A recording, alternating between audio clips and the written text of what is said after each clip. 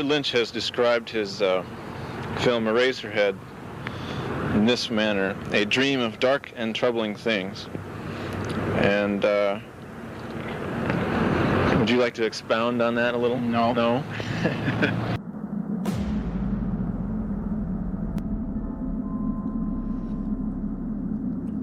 So here we are. Welcome back to Frame by Frame, Andy. It's good to be here. Looking straight in the eyes of the abyss.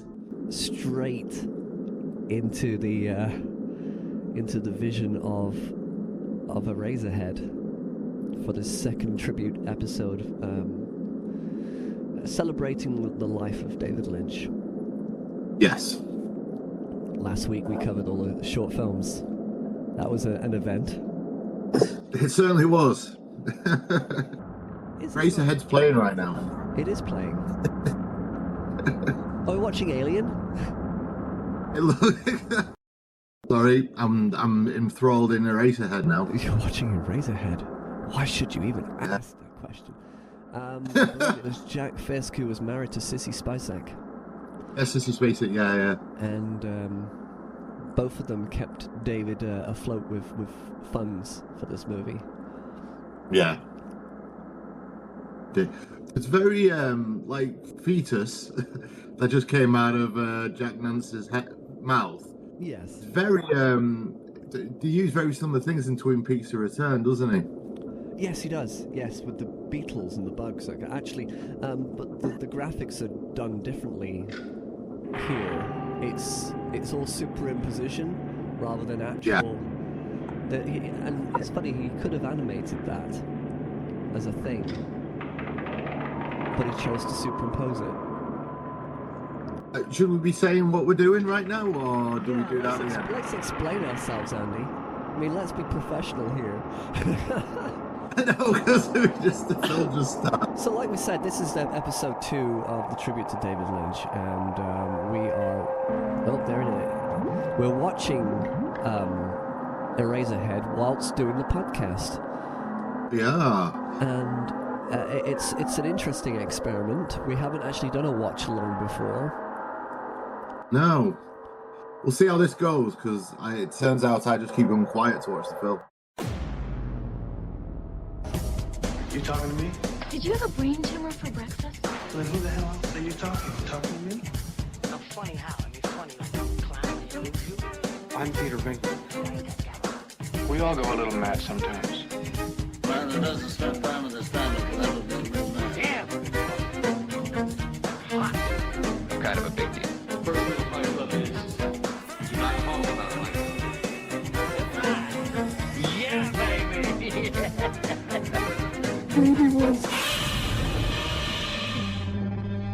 You want answers? I think I'm entitled. You want answers? I want the truth! You can't handle the truth.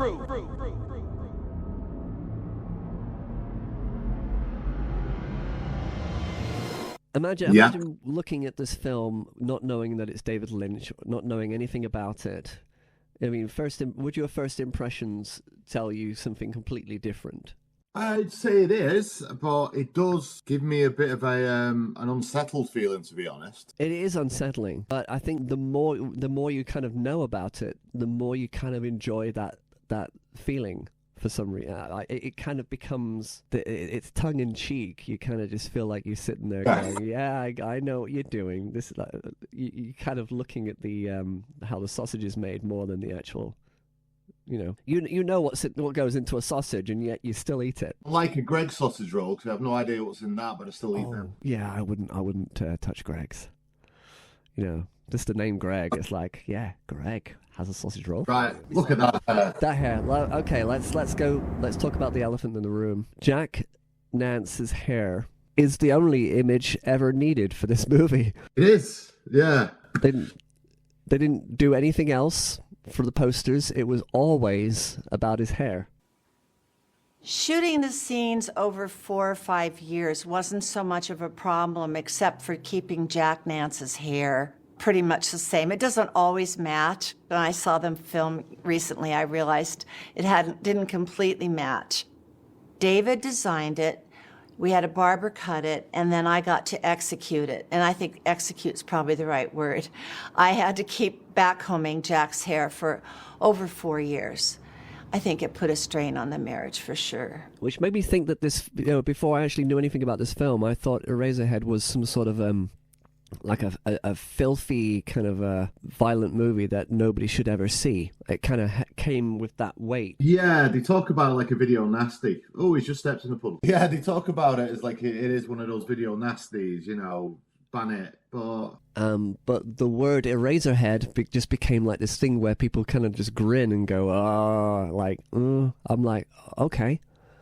Oh, I love that shot. Just of that building and just walking past it. Yeah. Yeah. And it's quite a muted. It's not a hiker. The bit where we're kind of like handheld looking at the water is kind of an odd insert shot there. But it's kind of his point of view, isn't it? It's what he's seeing while he's walking through this little. How much water there and stuff and gunk is under his feet. But that constant sound, that drone of industry, that's what caused it.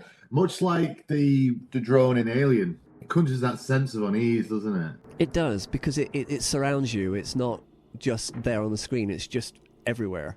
He loves those stripy carpets, doesn't he? He does, yeah. And you can almost see in the corners there that it's not quite settled right. He loves that there's always a fault in everything that you see. Probably every little bit of furniture will have something about it that's not quite pure. But isn't that the same with any piece of IKEA furniture that you buy? Yes, There's always one thing in the instructions that doesn't make sense because something doesn't quite line up. What I love about that is that's not a real lift. No, it isn't, and you know what it is? Because the stables that they were working at, where they actually filmed the whole thing, they had the whole stable complex to themselves, this whole sprawling area. And in there were car jacks, car elevators, car lifts. Yeah. And they had a row of car lifts at their disposal. And they actually built a set around one of those car lifts. And it only went as high as the door.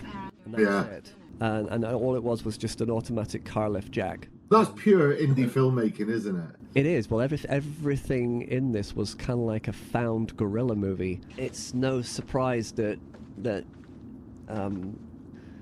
David Lynch pretty much just found... He used to go on scavenger hunts in his car.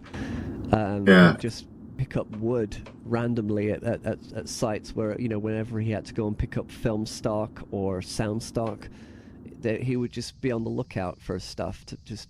And he and Jack Fisk often went out in the car to old buildings and often studios that were kind of abandoned, and they found stuff. So much stuff was just found. He's also just reading, obviously, Room to Dream. He very much enjoyed just daydreaming, didn't he, Jack Nance? So when there was hours between takes or setting things up, he was happy just to sit there and stare into the distance and not do anything. Yeah, pretty much as we are looking now. Yeah, what a filthy sock. It is a filthy sock. What a great radiator, though. That's great radiator. Big on that one, He borrowed it from a student friend. David said, "I love the radiator. Can I borrow it?" I'm like, you don't just take somebody's radiator. But, he says you've never seen anything quite like that one. Yeah. I wonder if there's a lady behind that radiator. Just to go back a little bit, just that little shot he had of the radiator. Yeah. And just as you sort of track around the bottom of the radiator.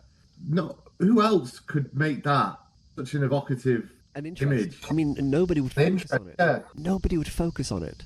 David and Alan Splett had a terrific relationship, and they would discuss the effects at the time, some of which he recorded live, and then many of which he did afterwards in a kind of makeshift Foley stage, which was also in the stables, where they were editing with an old moviola. And I remember a friend of mine editing in another room at the AFI, being called in the middle of the night by David saying, "Do you have a radiator in your room?" And she said, "Yes, I do." And he said, "Can I come in and record the sound of the radiator?" And she said, "Well, I don't know if the radiator's on." He said, No, I just need the sound of somebody jumping off the radiator." The lady in the radiator was never in the original script. And one night I was sitting in the food room and I started drawing on a 3x5 card. And I drew the lady in the radiator. And I'd been thinking about some things, and it sort of came to me, right then, that she was going to be in the film and that she was connected with the radiator. I don't know how it happened, but that whole thing, she lived in there where it was warm. And I thought, I better check on that radiator to see if it's possible that somebody could be in there. And I went running in, because I couldn't picture it in my mind, to the set, already months established, and looked at that radiator, and it's unlike any radiator. It has a place in the middle that, just was a perfect entrance to where she was. And how many radiators have that? Okay, so there's Charlotte. I think this is the first time we see her. Yep. The actress Charlotte playing Mary X. While he was looking, rummaging through that drawer, he could have actually found some pictures of me as a child, but with Dr. Chalkface in the background. Yeah, we could actually do a bit of a splice of this and turn it into say 3. You could put Chalkface in this, and it wouldn't be out of place. Just put him in the background every now and again. Yeah. Oh, dude. Give me ideas. Giving me ideas. Incidentally, Charlotte Stewart, who played Mary X, she was working at the same time on Little House on the Prairie during the day. What an actress to be able to do Little House on the Prairie during the day, and then spend the night working with David Lynch on Eraserhead. That could be a euphemism for something, couldn't it? Little House on the Prairie during the day, Eraserhead at night. Yeah. What kind of person she is. But what a, not... Her at the window. Yeah. Her at the window of the door there, to me, it always reminds me of, that spectre in the window in The Innocents. Yes. Yeah, look at this room. As they come in, the archway, it's Los Angeles decor. Yeah, keeping things really sort of the time was not really Lynch's thing, was it? They talk about it in the book, but it could be, it could feel like Victorian London at one bit, but then it could feel like, dystopian future. Yeah, dystopian. Then it could feel of its time, and just there's no real sense of time, is there? With it, it's sort of timeless in its aesthetic. Very much so. Yeah. Sit down. Yeah, look comfortable. Try and look comfortable. How can you look comfortable in Eraserhead?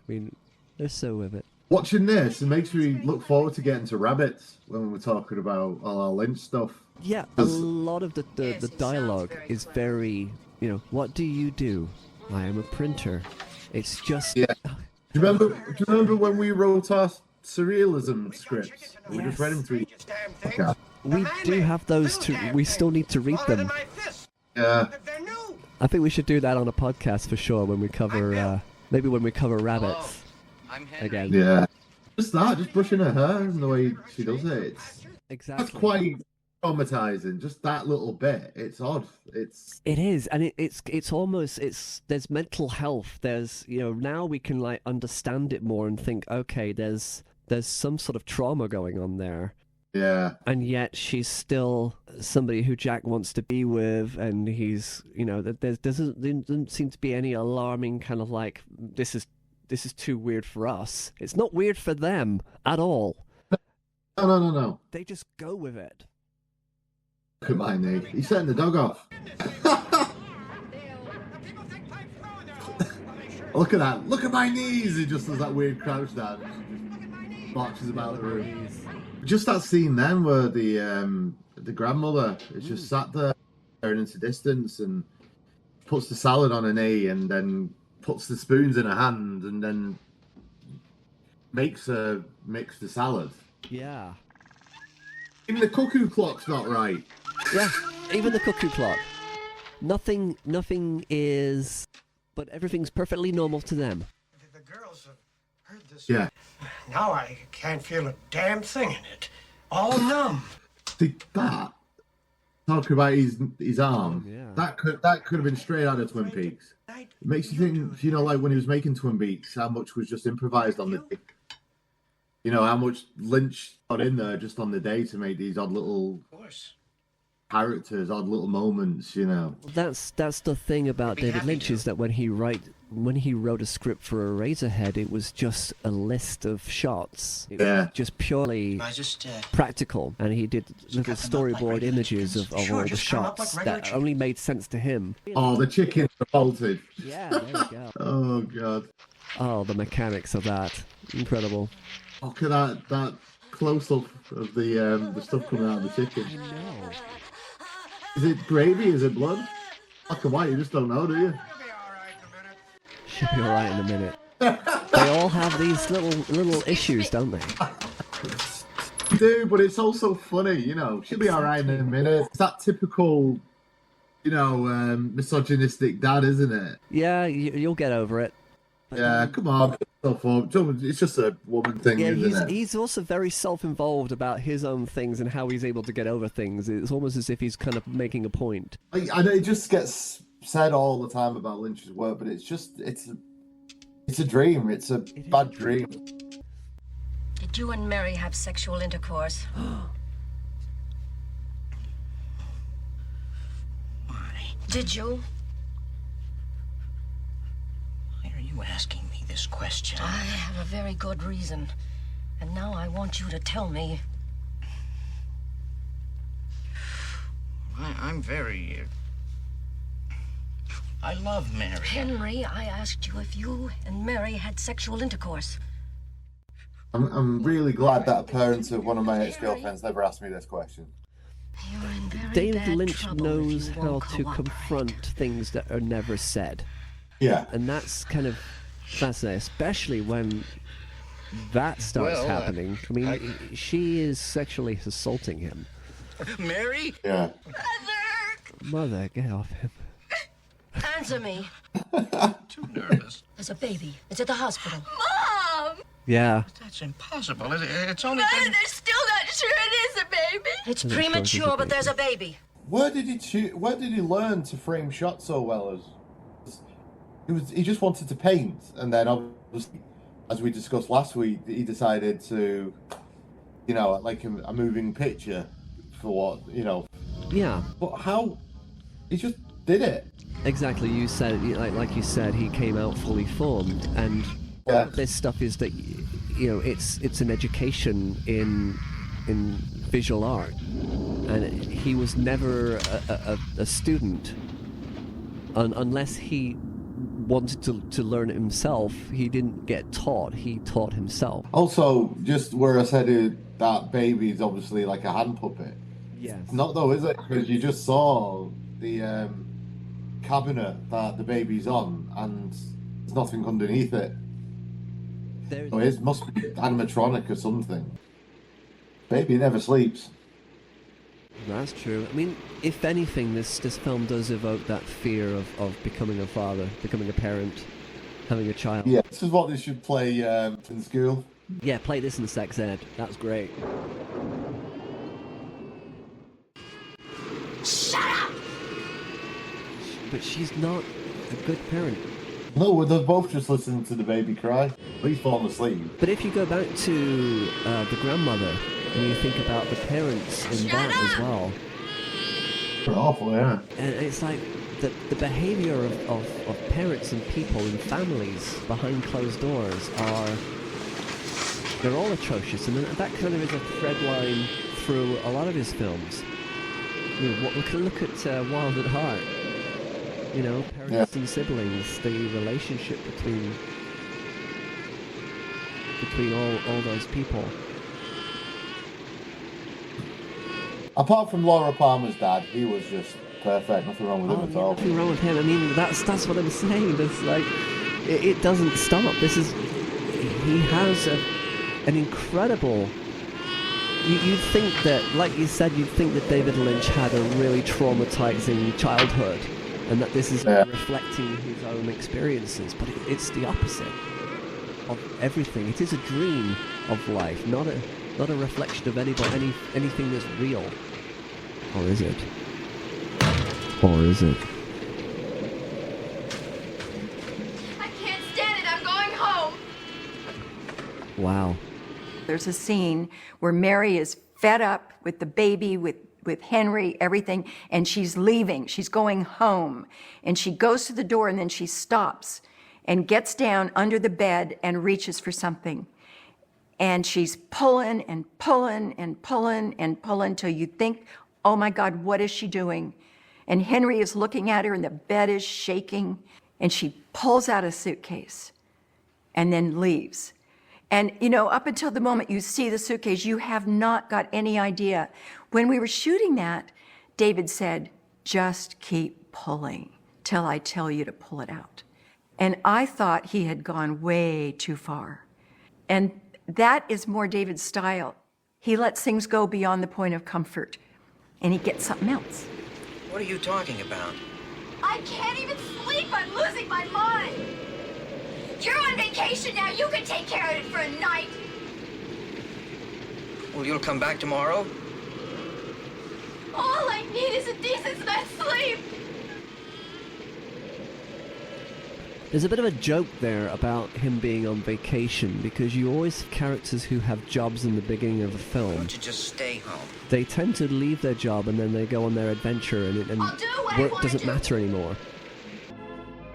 One of the thing that people just talk about is just how much people just trust Lynch. Yeah, blind. You know, you could be doing the craziest thing like this.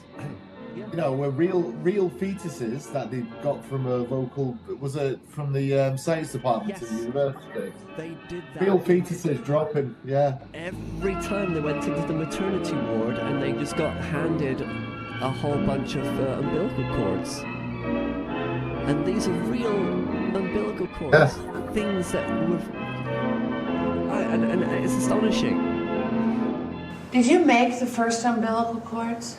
I made some of them, and then we used the, you know... But then we got... I would go to the UCLA hospital and say we were doing a student film, and that we needed these umbilical cords for some specimens or something. Fresh. Right. And after a while, I would go there every night during that time. I'd put on the little green suit, stand outside the delivery room, and they'd come out with a jar of fresh billy cords every night. No questions asked. Never a question. They just give them to us. Yeah. We always had fresh billy cords. That was one of the things that we could count on. Yeah, I remember that, Jack eating a pizza one time when the fresh billy cords arrived. Remember the drawer of peas? Oh man, the drawer full of peas. You said of those damn things, you know. These guys who want to be in the delivery room when their wives are having kids, I don't, you know, Jack, I never could understand that. God. And the drawer full of peas. They talk about the stench of death. You know, how many books have you read where they talk about the stench of death? They never talk about the stench of birth, man. God. Jack Nance's character is just very parents again. passive, isn't he? He just kind of goes along with whatever. I'm not sure. Given to him, he doesn't really. Very much. He's sort of just existing in the whatever, just going along with whatever happens. Jack and I both had routes. Jack had a route for 2 weeks and had to give it up because it was kind of, he wasn't cut out for it.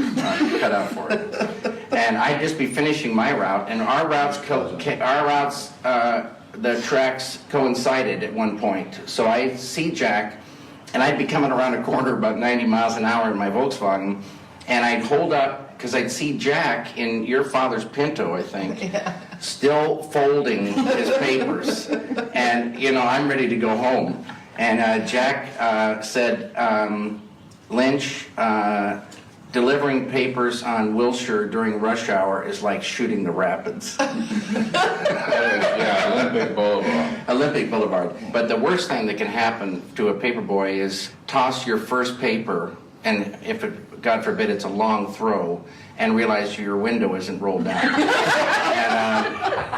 that's like tough. How do you feel like we watched it again? It's almost like there were things that I'd forgotten. Yeah. There were things that were still a surprise to me, even though I'd seen them a million times. You know, the stabbing of the baby, you know, the death, and everything that was kind of like dramatically gruesome. That, you know, yeah, and but it's not. It doesn't get to me anymore. It's almost like, yeah, I get it.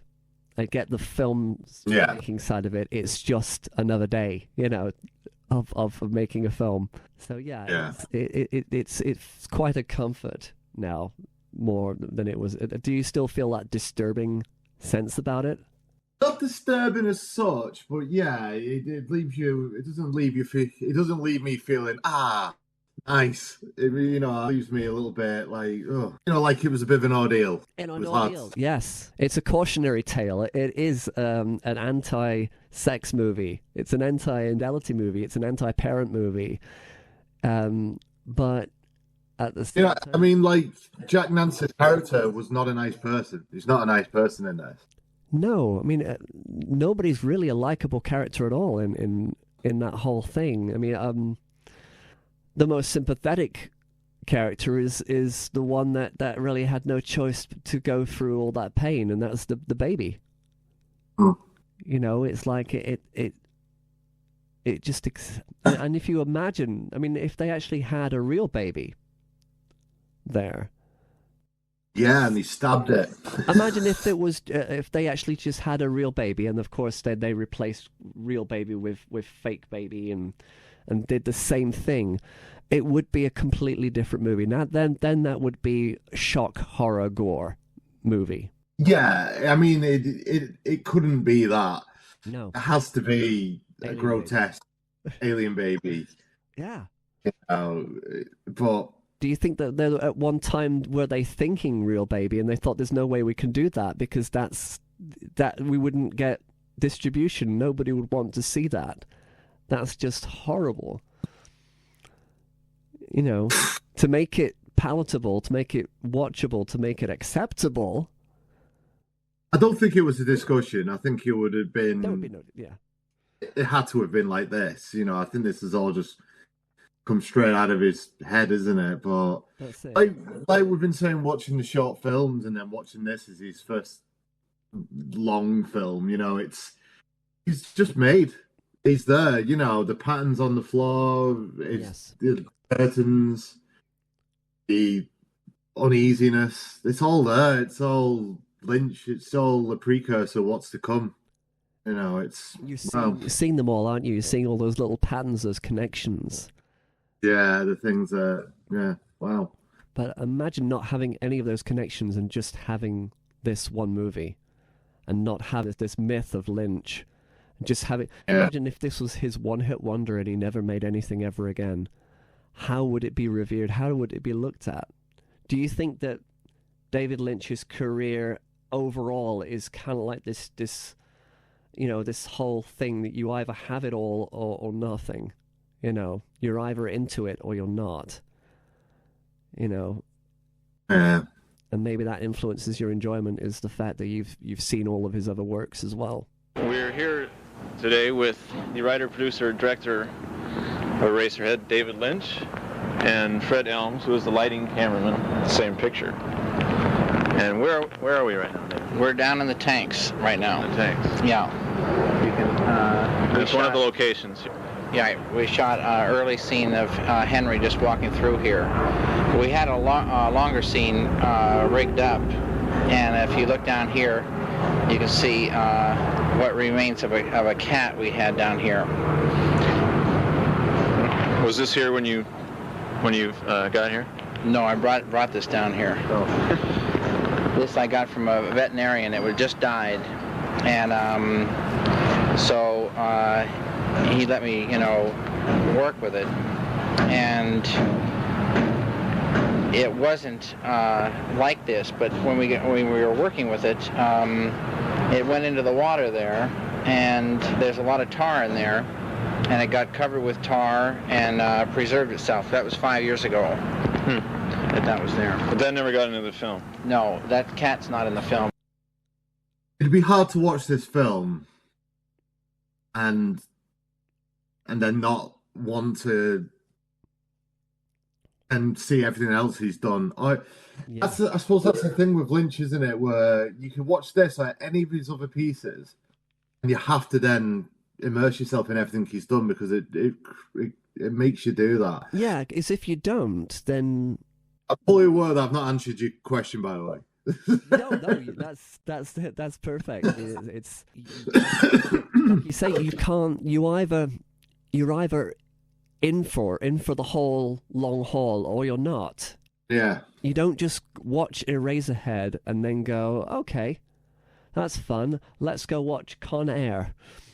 You just. Let's go.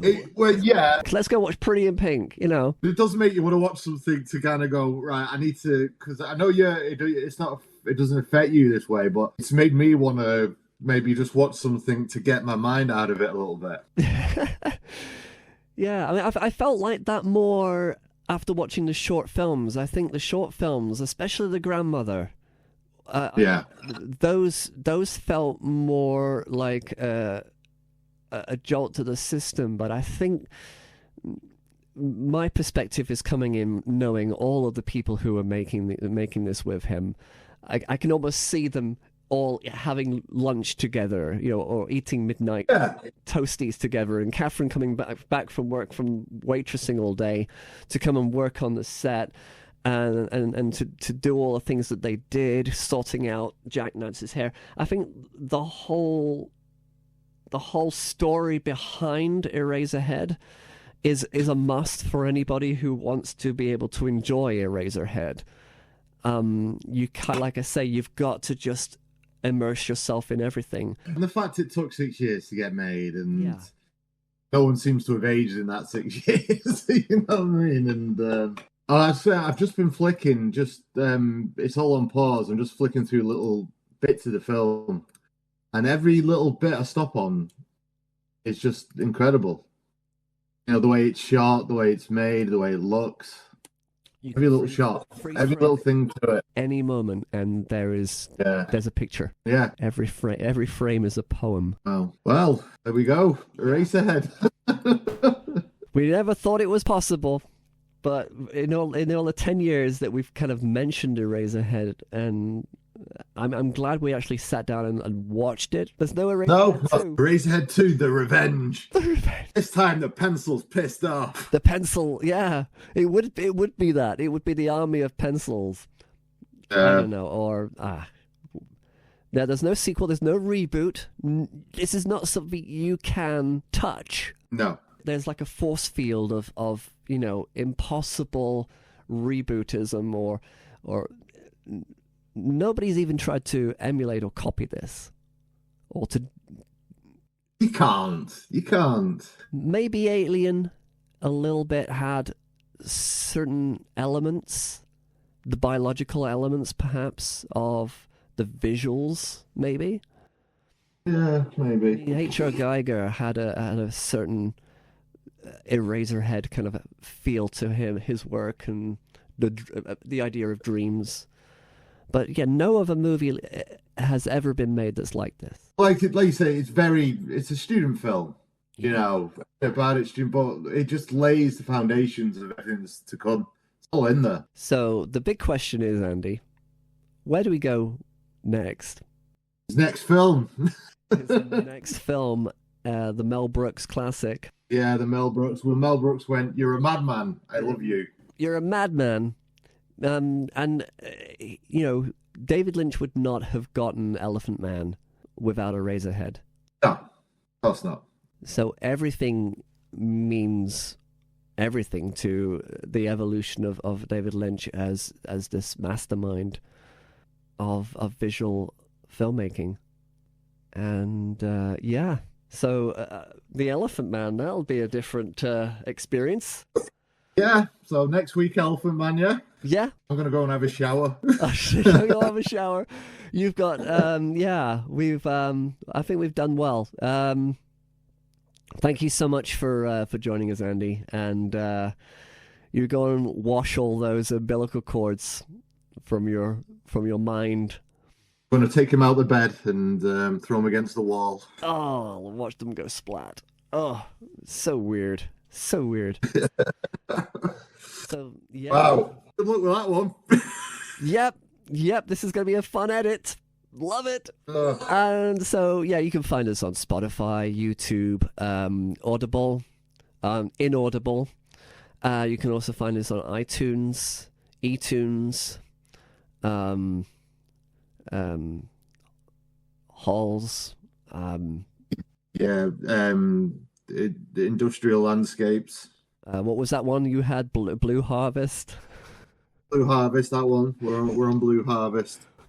Blue Oyster Cult. You'll find us anywhere. We're grateful for it. This season 12 will be at home at FBF Pod on the new YouTube channel. It will not appear on the old channel, so make sure that you subscribe to that amazing new channel, which is called FBF Pod 101. FBF Pod 101. Please subscribe. We're hopefully going to be growing that channel. We are getting some hits of activity for the 46 episodes that I've actually uploaded already. I've got all the way up to Velvet now, so there's another 20 episodes or so to add to that playlist. We are Frame by Frame, Andy, and this is what we do, and I'm like I say, there's kind of the sadness has kind of gone away from the fact that we've lost David Lynch recently. It will never disappear. It'll always be in the back of my mind, but just celebrating him and knowing what he's left behind, the legacy, it's a fascinating journey, and I hope that my children are able to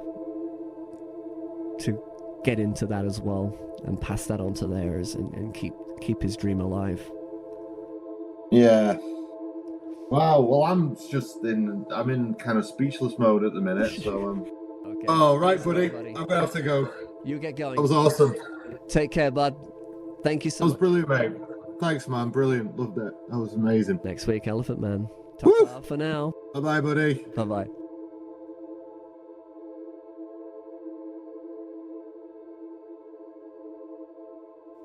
And so you just stay alert, do your work, don't worry about the world going by.